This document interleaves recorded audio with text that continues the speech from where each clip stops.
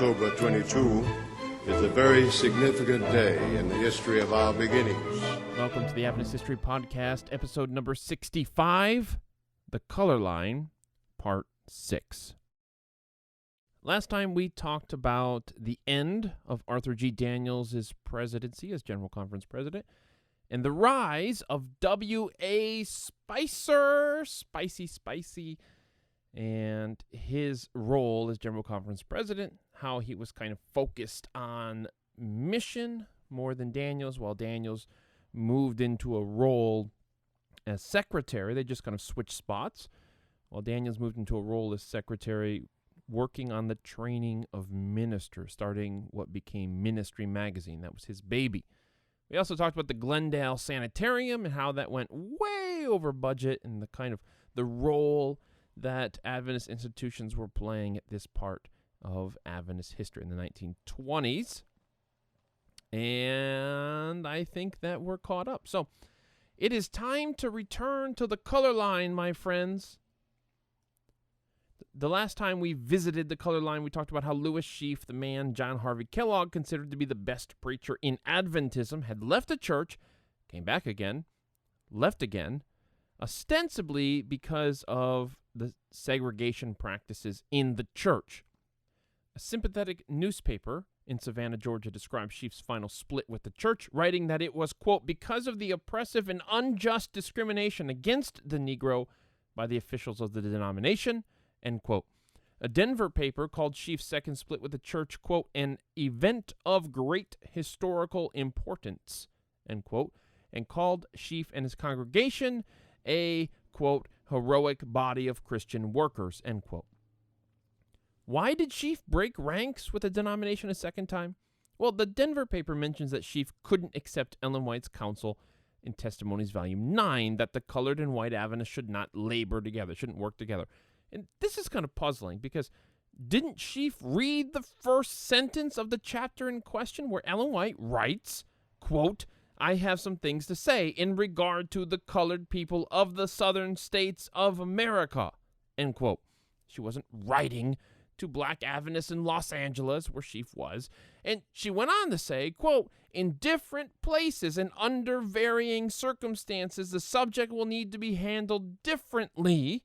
In other words, she wasn't proposing a policy that needed to be handled that way, the same way, everywhere. She wasn't envisioning segregation being the church's kind of de facto practice, although it was, and although Adventists like A.W. Spalding would defend it, what Ellen White proposed is a convenient practice. I shouldn't say convenient. What Ellen White proposed as a kind of a concession to racism in America, A.W. Spalding saw as a principle. That's how I want to put it. There we go. Now, to be clear, Ellen White wrote about the color line in two ways, and this is what threw Sheafe off. She wrote about the color line at times idealistically.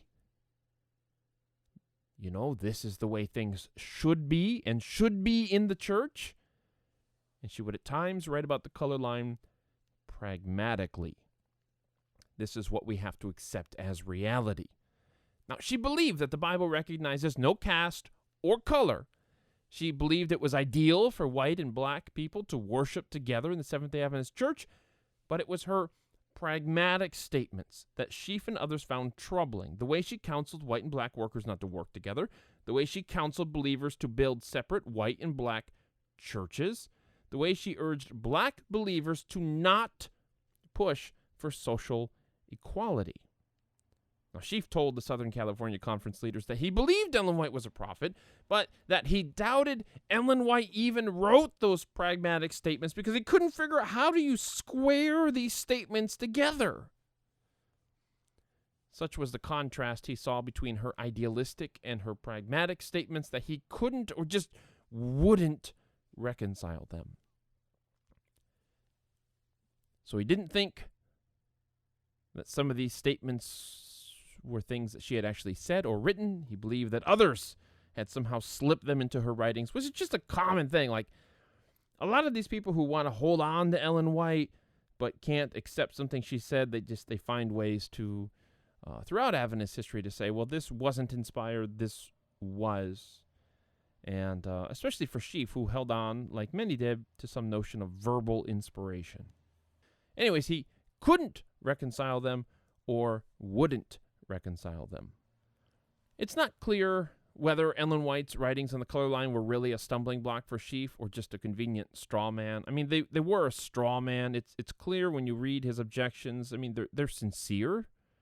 They're serious issues that need to be dealt with, but it's not clear that he went through any sort of kind of agony, mental work at trying to reconcile them, right? We don't see his like, well, I can see how this works with this, and he just kind of takes them at face value, sometimes misrepresents them, and just kind of reacts to them that way. You don't see a lot of kind of mental lifting, trying to piece this together and bring her statements together in harmony without contradiction. It just kind of, it doesn't work. It's clear that his heart wasn't really in trying to sort it out. And that's the thing.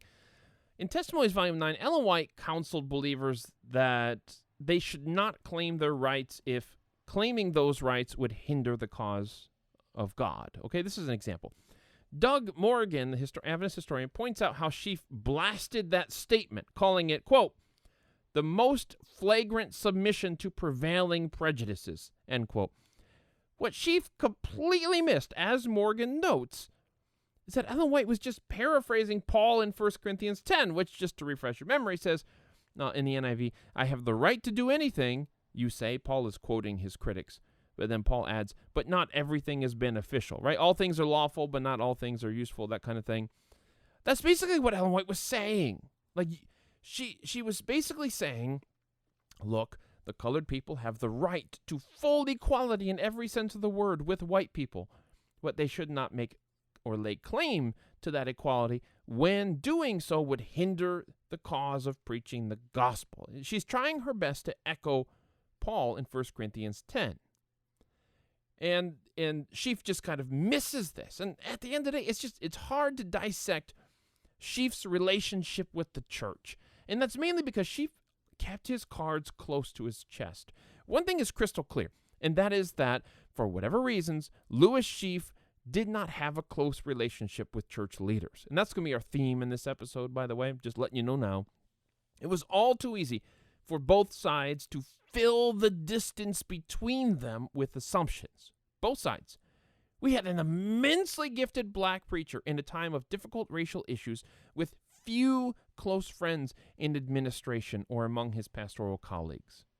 In hindsight, it's not hard to see why he might leave the church someday and form his own denomination for black Seventh-day Adventists. I mean, he essentially ran a mini denomination within the Adventist Church. As the People's Church in D.C., he was their pastor, or the Berean Church in Los Angeles, they were personally loyal to him, and with few ties to bind him to church leadership, and no clear path of ever joining church leadership, why not leave? I mean, he would keep his large churches and lose his white bosses. I mean, that surely sounded like a win-win. Sheafe teamed up with John W. Manns to form this new denomination, which he called the Free Seventh-day Adventists.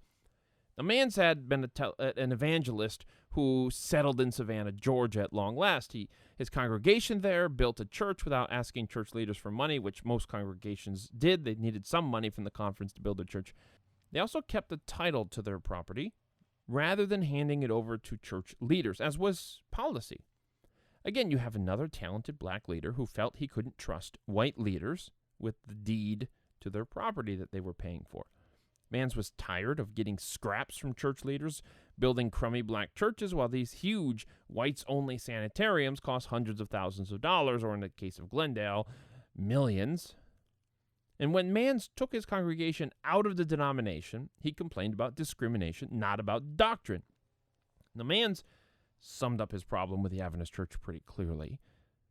He wrote, quote, because bigoted white leaders among Seventh-day Adventists have fixed a permanent bar against the Negro leadership in the organization, many of the most intelligent Negro ministers are separated from the denomination, end quote. Manns blamed the church's racial practices as the reason many black Adventists left Christianity altogether. He called segregated schools schools of the world. Man's believed Adventists were the most racist Christians under heaven, a sin which would, quote, shame the papacy and make the devil blush, end quote. He complained, quote, they do this abominable, most detestable, discriminating in the organization, the church, the office, the school, and sanitarium. Nothing withstanding, the Negro membership must make great sacrifices to aid in building up these wonderful institutions, end quote. In other words, black Adventists, in general poorer than their white counterparts, had to pay tithe, which was used in part to build institutions they were barred from using. Taxation without representation. This is a uniquely American recipe for disaster. Now, with nearly 2,500 members, black Adventism made up a sizable minority of Adventists in North America. It was getting increasingly difficult to ignore them, and when the People's Church, Sheafe's old congregation in Washington, D.C., when the People's Church asked for money to help build a school for their children, since they couldn't go to any Adventist schools in the area, they were turned down again. And again, as Doug Morgan points out, a month earlier, the conference had voted to raise and send $25,000 to help upgrade Washington Missionary College. Now, another note of tension occurred when that same church allowed A.T. Jones to become a member. Jones was, against the wishes of church leaders, officially a Seventh-day Adventist once again. And now the issues with Jones and the racial tensions were intertwined at the People's Church. Again, the church asked the conference for some money, a mere $1,000, and again they were turned down. And then Louis Sheafe showed up. So we have the People's Church, A.T. Jones, and Louis Sheafe all together. Church leaders accordingly felt threatened at what they saw as Sheafe's attempt to win these black believers into Sheafe's new denomination. Church leaders didn't want to go out of their way to help black congregations or accommodate black Adventists into institutions owned by the church, but neither did they want them to leave, and many of these black believers felt trapped, felt frustrated, even if they stayed in the church. Okay, keep that in mind. Just because they didn't leave didn't mean they were happy.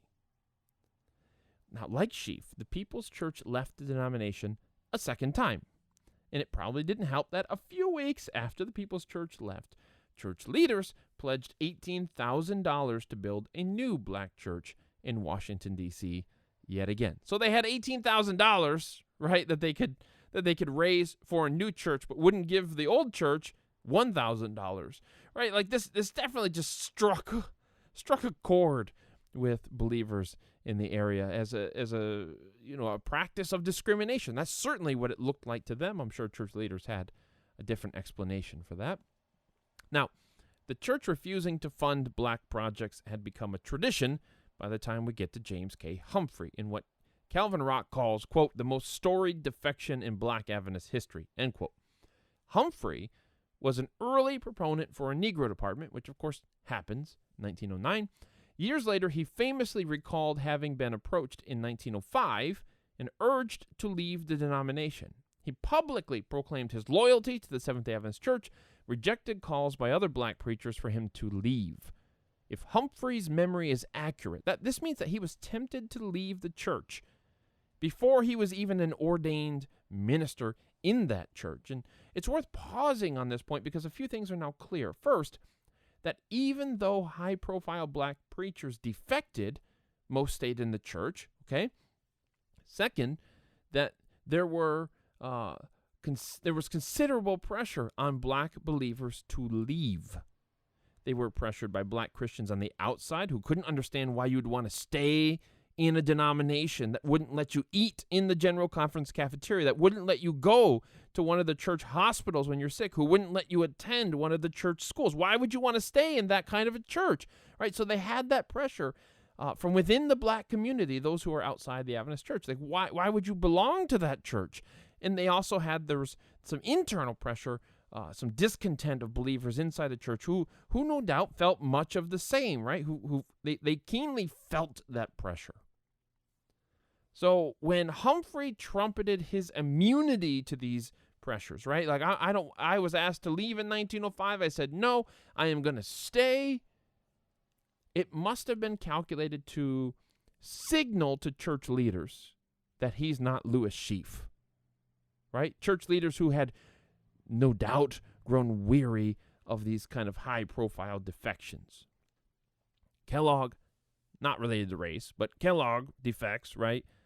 Sheafe, Manns, Humphrey saying, I'm staying.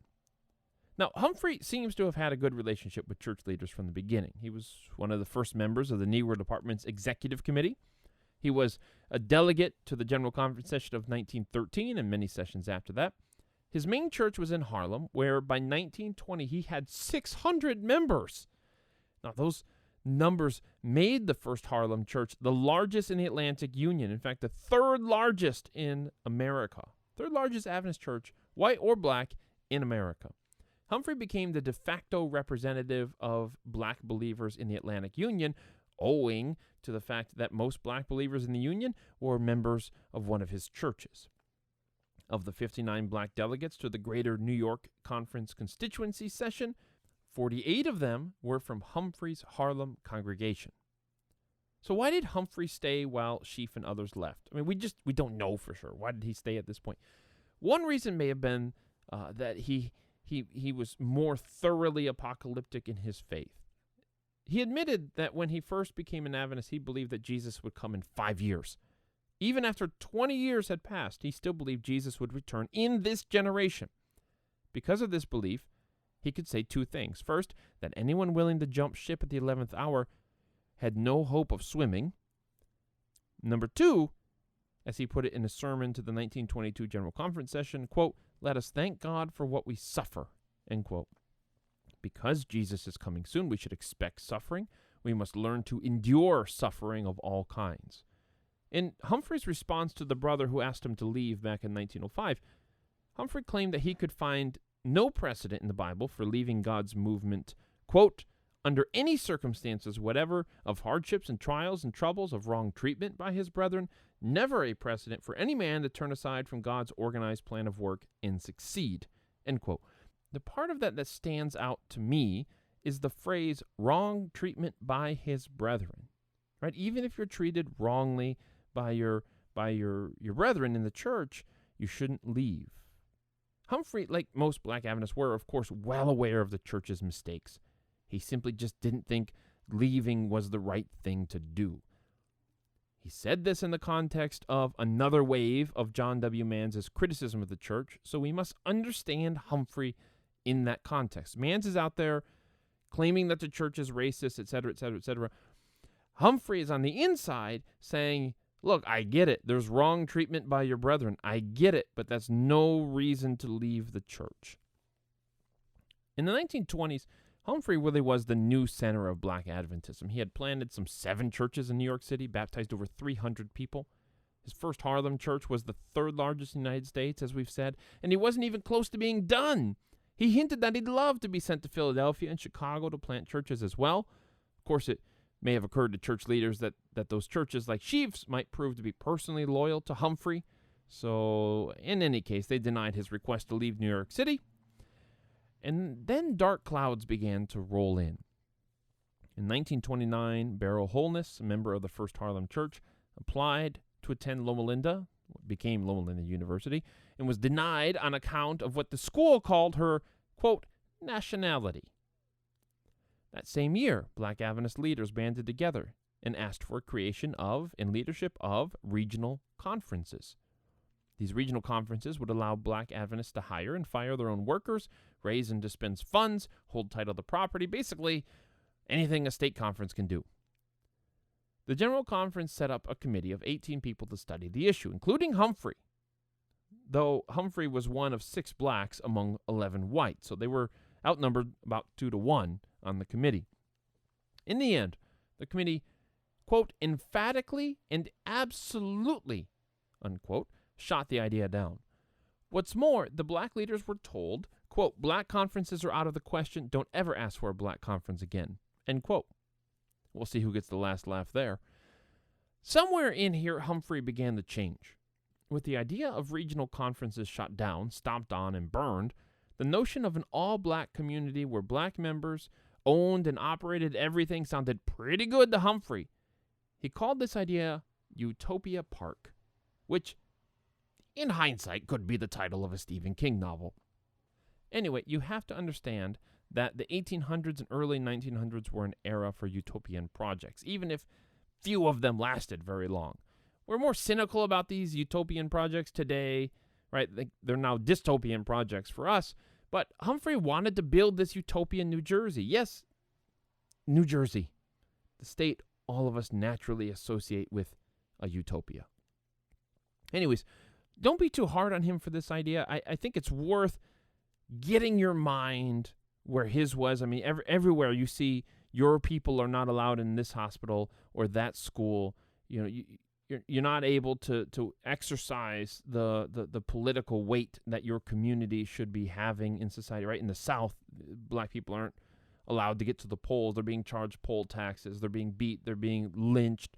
And it's like, so the idea of maybe we could just purchase a few acres, build our own houses, build our own factories, you know, or whatever to work in, have our own school, have our own retirement home, you know, have canoeing and pick all these sort of things like for us to do. And we can just be walled off from the world, but not completely separate from it, right? Like that has purchase. That's a temptation. That doesn't seem as far-fetched, right? The idea wasn't, he calls it a utopia park, but the idea isn't that life was going to be perfect there, that we're going to build this perfect human community.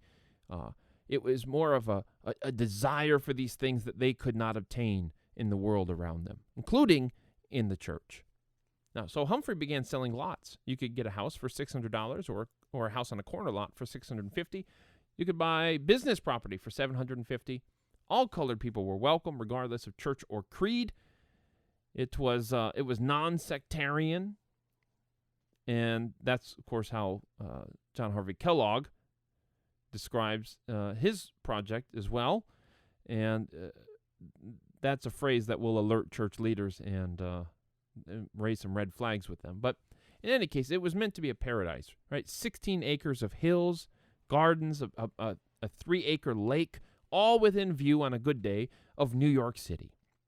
There would be tennis and canoeing, and they even have a theme song. They wrote a theme song for the place. There would be a sanitarium and a nursing home, and, well, first Harlem was on board, and the church began going around Harlem fundraising for Utopia Park. The Greater New York Conference noticed when tithes began to drop. Then they saw an advertisement for Utopia Park with the byline, Utopia Park, the future spot of America for colored people, next to the name Pastor J.K. Humphrey. The conference president, Louis K. Dixon, wrote Humphrey for answers like, hello, one of my pastors is trying to build Disneyland before Disney. Can you explain this to me? Humphrey replied that, yes, there was a thing called Utopia Park, but this is a black people thing, so thanks for checking in on me, but bye. Dixon thought Humphrey was being a little cagey. Humphrey was a conference employee. The headquarters of this Utopia Park was currently at the First Harlem Church, which was a conference-owned property. So, yeah, it's not just a black person thing. The church wants to know as well. For Humphrey to say this didn't concern the Adventist Church was disingenuous at best. Dixon placed the issue on the agenda for the conference executive committee and asked Humphrey to explain himself there. Humphrey was a member of the conference executive committee. Well, he showed up, mumbled a few generic things about the project, and left. No one was any clearer on the project than they were before the meeting began. Well, soon the Atlantic Union Executive Committee was involved, so Humphrey was asked once again to explain his project to the Union Executive Committee when it met in late October. Humphrey was also a member of the Union Executive Committee. So between the conference and union meetings, the conference meeting in the beginning of September, the union meeting at the end of October, the Greater New York Conference sent someone to apply with the city of New York for a permit to be able to solicit funds during the Christmas season. They had done this for a few years now, no big deal. Now, when that conference employee got there, he was asked by the Commissioner of Public Welfare if he knew a Reverend J.K. Humphrey. The conference employee hesitated, recognizing that wherever this conversation is going, it's going to be way above my pay grade. So he brought in Dixon the next day, and the commissioner handed the conference president 27 pages of material about Utopia Park, which the city had compiled in hearings about it. Dixon was super embarrassed that the city knew far more about an Adventist pastor and what he was doing than the church knew. Well, when it came time for the Union Executive Committee, Humphrey refused to attend, even though he was a member of that committee. The Union was, let's just say, not amused, and voted to revoke Humphrey's ministerial credentials until the thing could be sorted out. Again, they're not angry that he didn't attend. They couldn't see how Humphrey could be involved in a side hustle like this, selling property, when Adventist pastors were banned from having a side hustle. I mean, even today, we Adventist pastors sign statements saying we don't work on the side. Yet another conference executive committee was held a few days later. Humphrey was told his credentials were being revoked. After 27 years as pastor of First Harlem, he was no longer the pastor of First Harlem. The next Sabbath, Humphrey gave his last sermon as pastor. And that evening, because Adventists have to wait for Sabbath to end, church leaders showed up for a business meeting. And at this meeting, Dixon tried to take an even hand. He praised Humphrey's ability. Right? He let it be known that the church cares and we don't want to lose anybody, that sort of thing. But he criticized Humphrey's lack of participation, either in the Union Executive Committee that he didn't attend, or as a member of the committee that last spring that was set up to study the idea of regional conferences. Because according to Dixon, Humphrey never attended one of those meetings, which is odd, considering that Humphrey had been a vocal supporter of the idea. Perhaps with 11 white and 6 black members, Humphrey had just assumed that the result was a foregone conclusion. Who knows? But at the end of 5 hours of meeting together in this business meeting, Dixon urged the congregation to be loyal to the church and not to any individual. Now, that phrase that Dixon used there, however he worded it, it should clue us in that Dixon was smart enough to know how all of these meetings had gone so far, with Sheafe, with Mans, with others. Talented black preacher, raised up a big congregation, knew that the congregation tends to be loyal to the preacher more than to the church. This was a problem that church leaders hadn't figured out yet. When all was said and done, the congregation demanded the deed to their property, voted to lead the Seventh-day Adventist Church, like Sheafe, like Mans' churches. Dixon later called this vote open rebellion. He called Utopia Park a, quote, speculative real estate scheme, end quote, and claimed that Humphrey was just bitter that he didn't get asked to be the head of the church's Negro department. Again, newspapers saw Humphrey as a reluctant crusader against a racist church, but in some papers, accusations also flew that Humphrey had misappropriated funds by putting the donations for Utopia Park into his bank account. The legal implications of this whole affair lasted deep into the 1930s. It was just a mess. A mess.